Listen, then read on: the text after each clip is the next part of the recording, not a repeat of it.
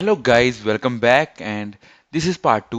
So I welcome you all again to CG Tutorials and जैसा कि आप लोग जानते हैं ये हमारा पार्ट चल रहा है 1000 questions and answers before CGPSC pre. तो आज भी हम आर्ट एंड कल्चर के बारे में बात करेंगे।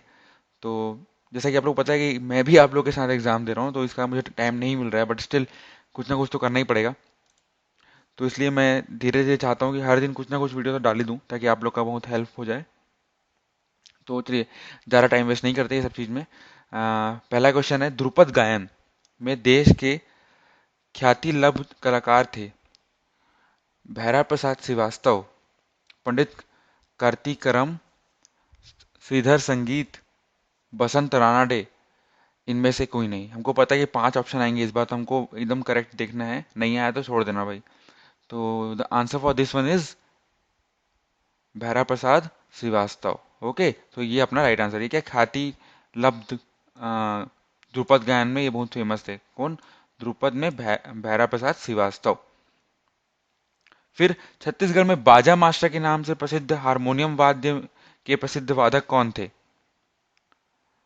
विष्णु कृष्ण जोशी, पंडित पचकौड़ प्रसाद पांडे, पंडित कृतिकर्म कार्तिकर्म कराम समथिंग, एंड कार्तिक राम हो सकता है, बोधूराम बैरागी, कि इनमें से कोई नहीं। तो देखिए, बाजा मास्टर जो थे वो बोलते हैं कि पंडित पचकौड़ प्रसाद पांडे थे, के नाम से प्रसिद्ध हैं। अब ठीक है, नेक्स्ट। मनमोहना सांस्कृतिक कार्यक्रम मंडली की संचालिका हैं तीजन बाई, ऋतु वर्मा, शांतिबाई चेलाक, ममता चंद्राकर, की इनमें से कोई नहीं। देखिए, तो तीजन भाई और ऋतु वर्मा जो है, ये ममता चंद्राकर जो है, लोरी चंदा जो क्या बोलते हैं उनकी, वो उसमें है ये। और क्या बोलते हैं, तीजन भाई और ऋतु वर्मा जो है ये पंडवानी गाती हैं। हाँ, अपना राइट आंसर जो है वो है तीजन भाई। ओके। फिर छत्तीसगढ़ में प्रसिद्ध कलाकार चित्तरूराम किस कला शिल्प से में दक्ष हैं? तो we have 4 options here, 5 options. So the right answer for this one is काश शिल्प। ओके। फिर नयाराम में सॉरी नारायणपुर में ग्राम गढ़ बंगाल के प्रसिद्ध काष्ठ शिल्पकार निम्नलिखित में से कौन नहीं है? देखिए, आपको मेरे को ये बताना है कौन नहीं है, ठीक है ना। पणी, मोने, बोडुक, बुलवाराम, इनमें से कोई नहीं। तो देखिए, अपना आंसर है बुलवाराम। अब आप मुझे ये बताइए कि काष्ठ शिल्प कौन करता है, ये आप आंसर में लिखिए। नवलदास मानिकपुरी किस क्षेत्र से जुड़े कलाकार हैं? लोक गायन, काष्ठ शिल्प, लोक नर्तकी, धातु शिल्प, की इनमें से कोई नहीं।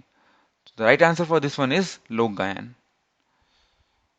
फिर झुमुक दास व निहायिक दास किस नाचा पार्टी के प्रसिद्ध छत्तीसगढ़ी लोक कलाकार हैं? खल्लारी नाचा पार्टी, नदगिया नाचा पार्टी, सत्य कबीर नाचा पार्टी, रिगनी साज नाचा पार्टी, की इनमें से कोई नहीं। तो guys, the right answer for this one is सत्य कबीर नाचा पार्टी। ओके। फिर लतीफ घोंघी किस विद्या के रचनाकार हैं? तो यू हैव 4 ऑप्शन। तो घोंघी, खैर ये तो अलग बात है, ये हास्य व्यंग के रचनाकार हैं, ठीक है ना। ओके। और फिर आते हैं, छत्तीसगढ़ शासन द्वारा छत्तीसगढ़ी बोली को राजभाषा बनाने का विधेयक कब पारित किया गया था? तो we have 4 options here. Fifth option is always इनमें से कोई नहीं, but the right answer for this one is 27 November 2007, to be precise.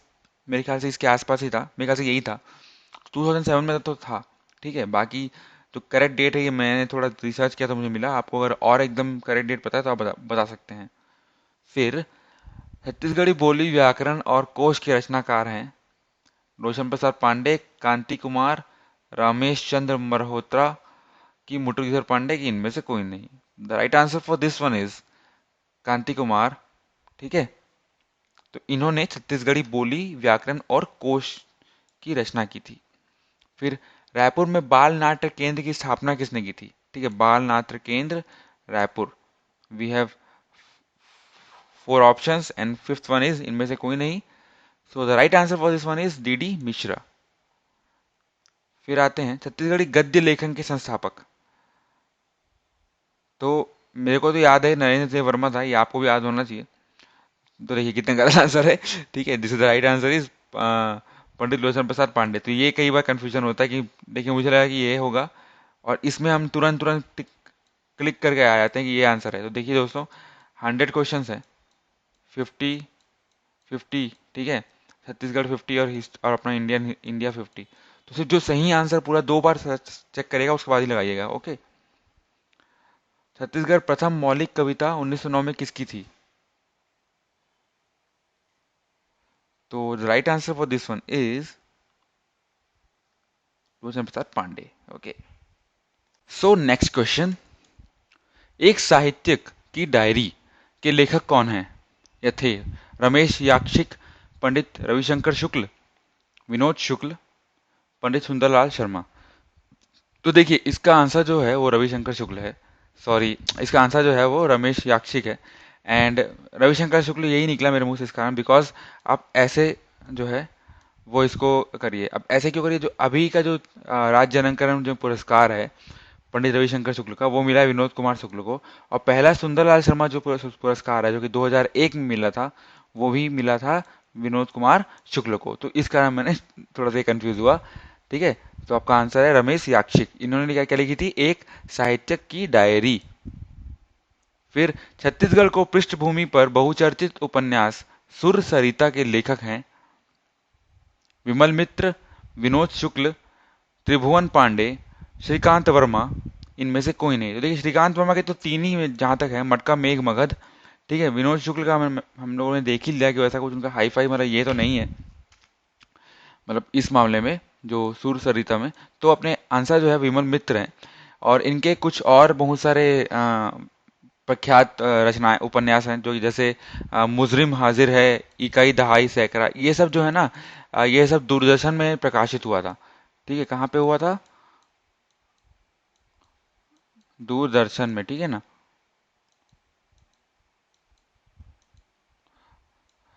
तो नेक्स्ट आते हैं, माधवराव सप्रे ने हिंदी ग्रंथ प्रकाशन मंडली, हिंद केसरी और छत्तीसगढ़ मित्र का संपादन किया था।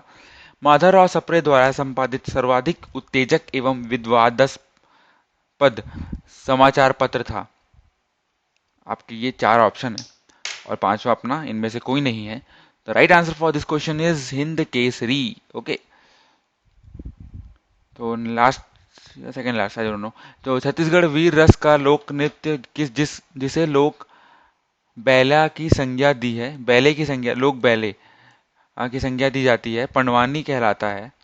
पंडवानी में समय माले समय निम्न में से कौन सा वाद्य यंत्र हाथ में लिया गया था? तो एक बार मैं फिर से पढ़ लेता हूँ। छत्तीसगढ़ वीर रस का लोक नृत्य जिसे लोक बैले की संज्ञा दी गई है, वो उसे पंडवानी कहते हैं। तो उसमें जो वाद्य यंत्र हाथ में यूज होता है उसे क्या कहते हैं? तो you have this 4 options and the last option is इनमें से कोई नहीं। तो बताइए आपका आंसर क्या होगा? The answer for this one is tambura. So guys thank you very much. I think, I hope आपको ये पसंद आया होगा। एंड मैं मेहनत कर रहा हूँ आप लोग के लिए, ताकि कुछ ना कुछ तो आ ही जाए हर दिन। So please support this channel and at least subscribe कीजिए भी, ताकि आपको बाकी के वीडियोस देखना ढूंढने में परेशानी ना हो। And we don't have anything fancy stuffs like आपको कोई क्या बोलते हैं ब्लैक बोर्ड लेक्चर या व्हाइट बोर्ड लेक्चर, जो we just have the preparation materials like हमको जो चाहिए। So let's just stay with that. So have a nice day.